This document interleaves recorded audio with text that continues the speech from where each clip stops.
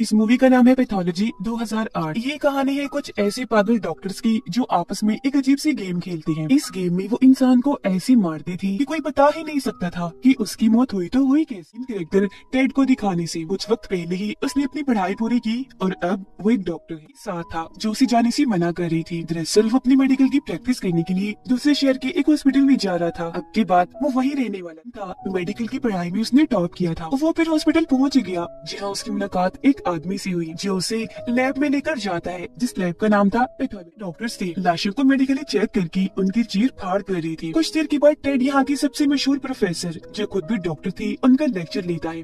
Professor से मिलता है क्योंकि वो उसे पहले से ही जानती थी। अगले दिन प्रोफेसर और उनके सभी डॉक्टर्स मिलकर एक बच्चे की लाश को चेक करे। डॉक्टर था जेक। वो सबको इस बच्चे की मौत की वजह बताता है कि टेड उसकी बातों को गौर से सुन तो रहा था पर जो मौत का तरीका जेक ने बताया वो उससे सहमत नहीं था, इत्तेफाक नहीं करता और अपने हिसाब से लाश को चेक करके मौत की वजह बताता। कहते हैं कि हाँ जो तरीका टेड ने बताया है वो ही सही है न कि जेक का। इसकी मौत ऐसी हुई है, मैं टेड से इत्तेफाक करता हूँ। ये सुनकर जेक को काफी बोलकर फाइल फेंक कर वहाँ से चला जाता है क्योंकि आज पहली बार उसे किसी ने गलत साबित कर दिया, वो भी किसी ऐसे इंसान ने जिसे आए अभी 2 दिन भी नहीं हुए थे। काम खत्म होने के बाद टेड जब हॉस्पिटल से घर जा रहा था तो एक डॉक्टर उसे धक्का, हम में से कोई भी तुम्हें पसंद नहीं करता। ये बात उसे अजीब तो लगती है पर वो सिर्फ इसी मजाक समझकर यहाँ से चला जाता है। अगले दिन इनके पास एक और आदमी की लाश आती है चेक करने के लिए। प्रोफेसर जब लाश के बारे में बता रहा था तो अजीब जो बात लाशों में आम होती है क्योंकि कुछ देर के लिए दिमाग जिंदा रहता है और उसे पता ही नहीं होता कि पूरा जिस्म मर चुका है। ये देखकर टेड उसकी गर्दन पर नोकदार चीज लेकर पेट मारता है जिससे लाश के दिमाग और जिस्म का तस्वीर टूट जाता है। काम खत्म करने के बाद टेड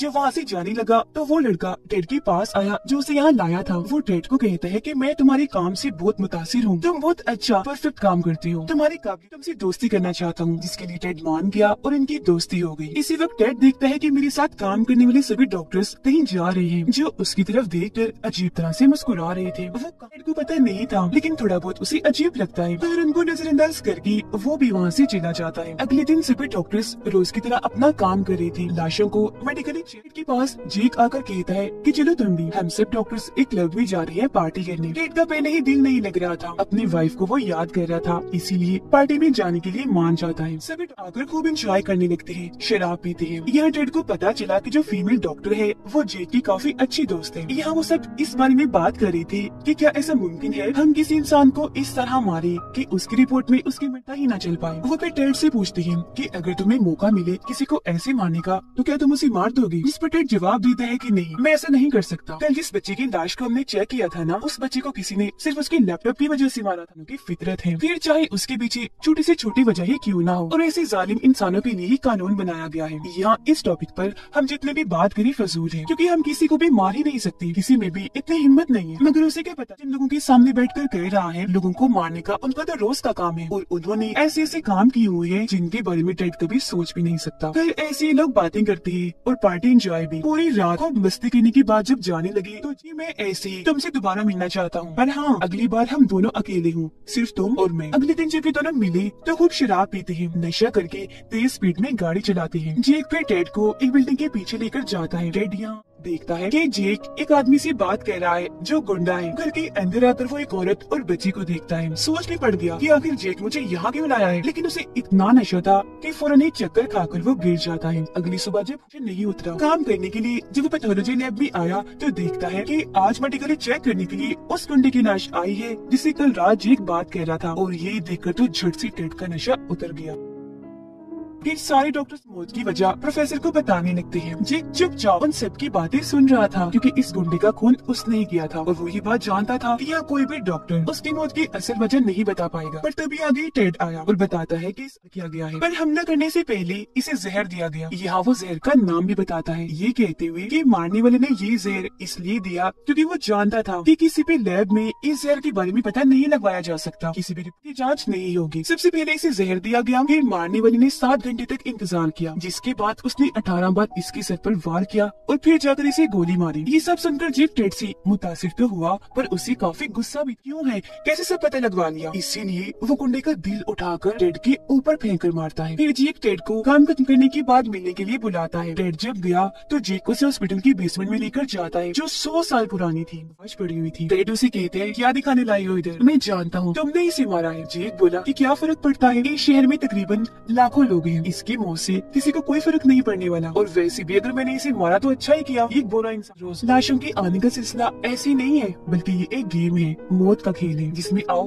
तुम भी शामिल हो जाओ। बहुत मजा आता है। उम्मीद है तुम्हें भी काफी अच्छा लगेगा। इन डॉक्टर्स में से कोई एक डॉक्टर किसी बेकसूर इंसान को मारता था। उस लाश को मेडिकली चेक करके बताते थे कि इसकी मौत कैसी हुई होगी और इसे कौन मार सकता है। वो मारने वाले डॉक्टर को मौत होने की वजह बताते थे, और ये भी कि तुमने इसे कैसे मारा होगा। ये पागल डॉक्टर्स इस अजीब सी गेम को पिछले थे, पर टेड मना कर देता है क्योंकि उसे लग रहा था कि जेक एक खूनी है जो सिर्फ अपनी मजे एंजॉयमेंट के लिए मासूम लोगों को मारता है। जेक उसे कहता है, मुझे समझ लग गई है, तो मेरी बात नहीं मानोगी। अगर नहीं मानना तो भाग जाओ फिलहाल इधर से। यही तुम्हारे पास से जाने लगा तो देख लेता है कि इस मौत जैसी अजीब गेम में जेक अकेला नहीं है, बल्कि और लोग भी हैं जो सब मिलकर ये गेम खेलते हैं। ये सब जानकर टेड काफी परेशान हो गया। ये सोच कर उसे सारी रात नींद नहीं आती। इतनी आसानी से कैसे बता दिया? क्या उसे पुलिस का जेल जाने का कोई डर नहीं? परेशानी की आलम में वो जेक को कॉल करता है, पर उसकी परेशानी मजीद बढ़ जाती है जब जेक उसे ये कहता है कि बेसमेंट में लाश के पास मैं तुम्हारी उंगलियों के निशान और कुछ सबूत इस बारे में पुलिस को बताओगे तो पहले वो तुम्हें ही पकड़ेंगे, न कि मुझे। अगले दिन प्रोफेसर टेड को बताते हैं कि गुंडे की लाश के बारे में तुमने जो जानकारी दी थी वो बताया था कि उसे जहर दिया गया है, जबकि उसके जिस्म तो कोई जहर हमें मिला ही नहीं। ये सुनकर जेक काफी खुश हो गया क्योंकि उसे लग रहा था कि मैंने एकदम सफाई से खून किया है, जिसके बारे में कोई बता ही नहीं सकता कभी। पर टेड है और कहता है कि अब मैं सच बताता हूँ, तुमने ये कत्ल कैसे किया होगा। उसे मरा हुआ समझकर हॉस्पिटल लाया गया था,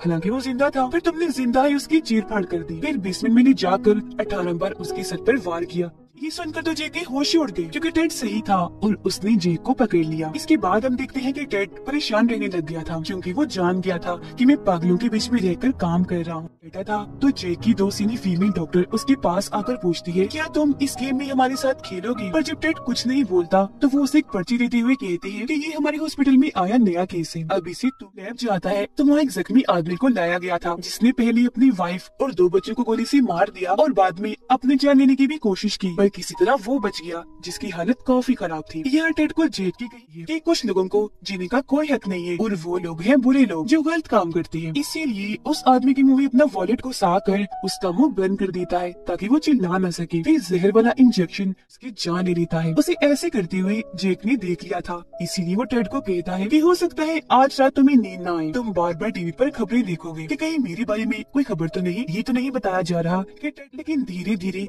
तुम्हें इस बात का एहसास होगा कि इसकी मौत से किसी को कोई फर्क ही नहीं पड़ा और बस उस दिन के बाद तुम सबसे अलग इंसान बन जाओगे, बिल्कुल हमारे जैसे किसी से ना डरने वाले बेखौफी लोगों को मारने लोगों या मासूम लोग। जिसके बाद टेड भी उनकी गेम का हिस्सा बन जाता है।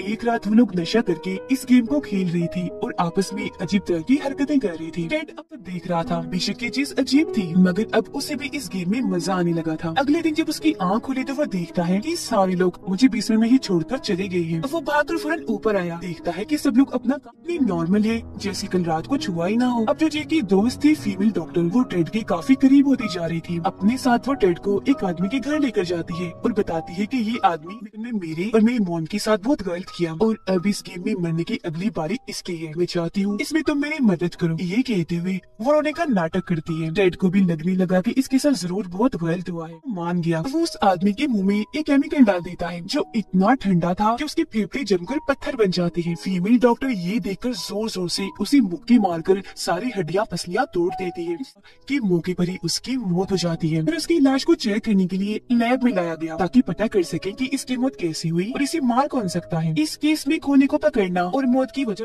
बड़ी बात नहीं थी। वो ये तो जानता था कि इसे मेरे दोस्त फीमेल डॉक्टर ने ही मारा है, पर हैरान भी था कि इतने लंबे चौड़े ताकतवर आदमी को एक लड़की अकेली भला कैसे मार सकती है। उसे शक हो रहा था, इसीलिए वो टेड के पास इस वाले गेम में तुम चीटिंग तो नहीं कर रहे क्योंकि सभी डॉक्टर्स को अपने अपने मरीजों को खुद मारना है बगैर किसी की मदद लिए, तो कहीं तुमने उसका साथ तो नहीं दिया। टेड हंसकर उसे मना कर देता है कि नहीं नहीं भाई ऐसा कुछ भी नहीं है। जो सुनकर जेक वहाँ से जाने लगा पर कहता है, अच्छा आखिरी बात, कहीं मेरे दोस्त ने तुम्हें भी तो अपने टेड की झूठी कहानी तो नहीं सुनाई क्योंकि ये उसकी आदत है, वो सभी के साथ ऐसा करती है। ये सुनकर टेड हैरान रह गया क्योंकि समझ चुका था मेरे साथ झूठ बोला है। गुस्से में वो उसके पास गया और धमकाने लगता है कि अब तो तुम झूठ बोल गई मेरे साथ, मगर आइंदा ऐसा मत करना, अच्छा नहीं होगा। इसके बाद टेड उनके साथ मिलकर वो सारे लोगों को मारता भी है और चेक भी करता है, जिसमें बाकियों की तरह उसे भी बहुत मजा आ रहा था। वो लड़का जो उसे यहाँ लाया था, जो उसका दोस्त था, उसे एहसास होता है कि टेड का बर्ताव पहले से अब काफी अजीब हो रहा है। वो रहकर जी के साथ रहता है। एक दिन प्रोफेसर टेड टेड के पास आकर पूछते हैं कि तुम काफी उलझी हुई लग रही हो, तुम्हें कोई मदद चाहिए? क्योंकि टेड अपने काम में ही इतना मसरूफ था, उसे इतना मजा आ रहा था कि वो अपनी नहीं दे रहा था। टेड कहता है नहीं तो ऐसी तो कोई बात नहीं है, सब ठीक है। और वैसे अगर आपको मैं थोड़ा बहुत उलझा हुआ लग रहा हूँ तो मैं अपनी वाइफ से मिलने जा रहा हूँ। ठीक हो जाएगा फिर तो सब। फिर टेड जब अपने घर आता है तो उसी व्यक्ति है जो उसकी जाने से थोड़ा उदास थी, लेकिन फिर भी टेड अपनी वाइफ के पास आ ही जाता है कुछ दिन गुजारने के लिए। उसकी वाइफ भी साफ साफ देख पा रही थी कि टेड थोड़ा बदला बदला सा है, लेकिन टेड उसका ध्यान भटका कुछ नहीं है और सब कुछ उससे छुपा कर रखता है,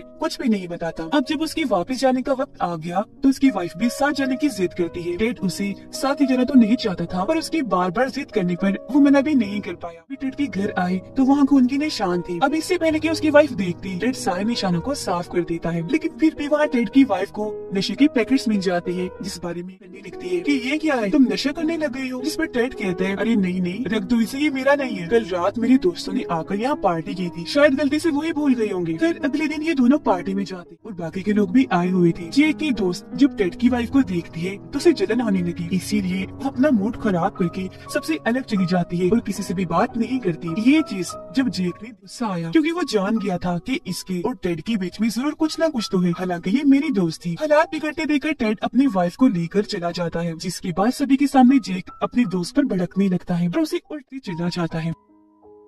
घर पर जब टेड और उसकी वाइफ सो रही थी तो आधी रात को उसके पास जेक की कॉल आई। टेड को लगा कि शायद वो मुझे गेम खेलने के लिए बुला रहा है, तो फौरन चलाकर तो टेड की होश उड़ जाती है, क्योंकि जेक ने 3 लड़कियों का खून कर दिया था। खुद भी वो पागलों जैसी हरकतें कर रहा था, जैसे बार बार घूम घूम कर गिर रहा था। टेड उस पर गुस्सा करता है कि तुम बहुत गलत कर, पर ऐसे तुम लोगों को नहीं मार सकते एक साथ इतने सारे लोगों को। पर जेक उसे कहता है कि अपनी बकवास बंद करो, मैंने तुम्हें यहाँ बस वार्निंग देने के लिए बुलाया है। मेरी हर चीज से दूर रहो, मेरी दोस्त से भी दूर। बेशक मैं जानता हूँ कोई गलती नहीं है, सब मेरी दोस्त कर रही है, वही तुम्हारे पीछे पड़ी हुई है, इसलिए मैं तुम्हें कुछ नहीं कर रहा, जाओ यहाँ से। टेड जब अपने घर आया तो उसके घर के बाहर जेक की दोस्त उसका इंतजार कर रही थी। हालांकि टेड उसे यहाँ से उल्टा उसके साथ ही अजीब हरकतें करने लगी और उसे ऐसा करते हुए जेक देख लेता है। इसका मतलब था कि यहाँ कोई किसी का सगा नहीं था, सभी एक दूसरे को धोखा दे रहे थे। अगले दिन टेड जेक को कहता है कि बस बहुत हो गया, अब खेलना चाहता। इस पर जेक जवाब देता है कि ऐसा नहीं हो सकता, कोई भी इस गेम को नहीं छोड़ सकता, अगर तुमने ऐसा किया भी तो तुम्हें जेल हो जाएगी। वो टेड को यहाँ धमकी दे रहा था। आगे कहते हैं अच्छा छोड़ो इन बातों को, कल हम जिस है ना उसमें तो मुझे बहुत मजा आएगा, लेकिन वो लाश तुम्हें हैरान कर देगी। इसी तरह टेड अकेला ही बेसमेंट में आता है, क्योंकि उसने अब इस सब का खात्मा करने का इरादा कर लिया था। अगले दिन टेड के अलावा वो सारे टेड को अपने रास्ते से हटाने का सोचने लगते हैं। तकरीबन सभी लोग इस बात से सहमत थे कि उसे मार ही देना चाहिए। आज वाली लाश पर से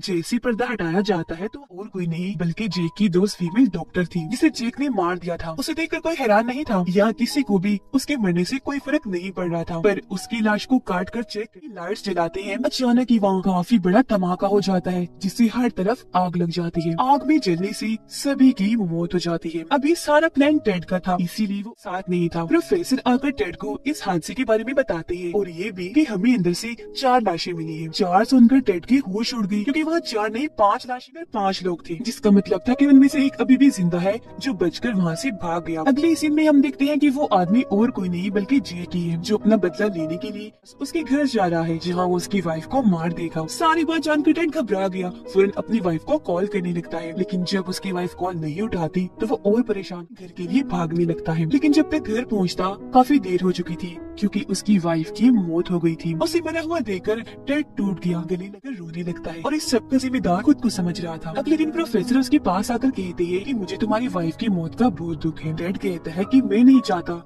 लगाई तो उसकी लाश को मेडिकली चेक मैं करूंगा। जिसके बाद टेड उसकी मौत की वजह जानने के लिए अलग अलग टेस्ट करने लगता है। लाश को काट कर अपनी रिपोर्ट में वो लिखता है कि मेरी वाइफ को एक जानलेवा बीमारी थी, उसकी वजह से ही वो तक काम कर रहा था, तो चुपके से जेक यहाँ आ गया और टेड पर हमला करके बेहोश कर देता है। फिर उसे होश में लाकर कहता है कि मैं तुमसे अपनी इस हालत का बदला लेने आया हूँ, जिस हालत में मैं आज हूँ। वो टेड की वाइफ की रिपोर्ट है, ये बनाई है तुमने रिपोर्ट बीमारी वाली। वाह, सच में इस बार तुम लूजर हो, तुम हार गए, मैं जीत गया। तुम पता लगवा ही नहीं सके कि मैंने तुम्हारी वाइफ को मारा है। अब इससे पहले वो टेड को भी मारता, पीछे से उसके मुंह पर केमिकल लगाकर बेहोश कर देता है, क्योंकि टेड का ये दोस्त सारी सच्चाई जान गया था। फिर टेड जेक से कहता है कि अपनी वाइफ की ये रिपोर्ट मैंने जानबूझकर गलत बनाई है, ताकि मेरी वाइफ के घर वाले खून हुआ है। जिसके बाद वो जेक में वो केमिकल डालता है जिससे आदमी 7 मिनट के लिए जिंदा रहता है। आदमी सब कुछ देख और समझ तो सकता है, जिसके बाद तो टेड भी अपनी सारी नफरत आगे रखकर सबका बदला लेने के लिए जिंदाइयों से काटने लगता है, जिससे जाहिर है उसे इतनी तकलीफ हुई कि मौत हो गई। और इस तरह से टेड ने सब सबको मारकर अपनी वाइफ और बाकी सबका बदला भी ले लिया। खुद अपनी गलती का भी उसे एहसास हो गया और इसी के साथ ये फिल्म इधर ही खत्म हो जाती है।